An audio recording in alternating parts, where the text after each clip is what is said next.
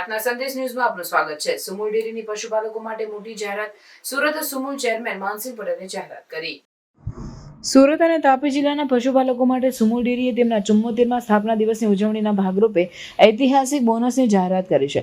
સુમુલ ડેરીના ચેરમેન માનસિંહભાઈ પટેલે જણાવ્યું કે આ વર્ષે પશુપાલકોને પ્રતિ કિલો ફેટના આધારે 120 બોનસ આપવામાં આવશે, જે અત્યાર સુધીનો સૌથી વધુ છે। આ નિર્ણયથી બંને જિલ્લાઓના હજારો પશુપાલકોને સીધો લાભ મળશે અને આને ગુજરાતના ડેરી ઉદ્યોગમાં એક નવી સિદ્ધિ તરીકે જોવામાં આવી રહી છે।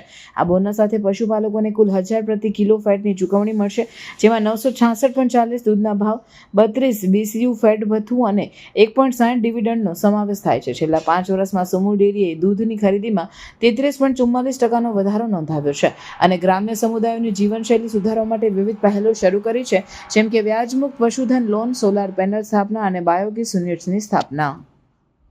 Jayesh Patel, director Sumul dairy. Sumul dairy સાથે લગભગ 1200થી વધારે સભ્ય મંડળીઓ સાથે 2.5 લાખ જેટલા પશુપાલકો જોડાયેલા છે।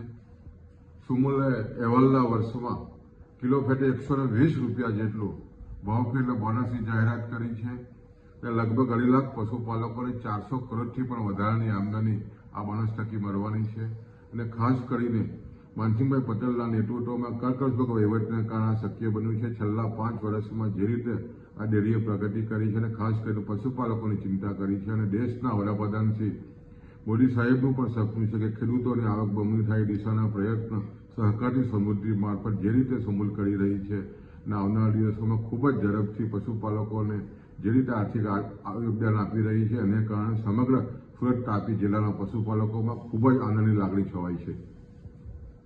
પ્રાર્થના સંદેશ ન્યૂઝની તમામ લેટેસ્ટ અપડેટ્સ માટે ચેનલને હમણાં જ લાઇક, શેર અને સબસ્ક્રાઇબ કરો।